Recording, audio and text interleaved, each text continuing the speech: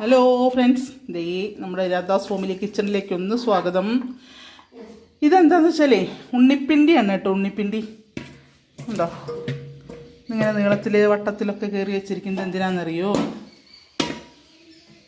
ഇത് നമുക്ക് സുർക്കയിലിടാം.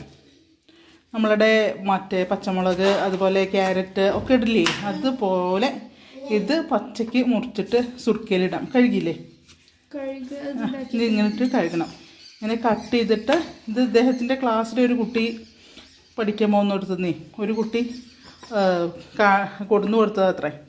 എന്നിട്ട് പുള്ളിക്കാരി ഇവിടെ വന്നിട്ട് അതൊക്കെ മുറിച്ചതേ നല്ല ടേസ്റ്റുണ്ട്. ഞാൻ കഴിച്ചു നോക്കിയില്ല, പിള്ളേ എല്ലാവർക്കും ഇഷ്ടപ്പെട്ടു.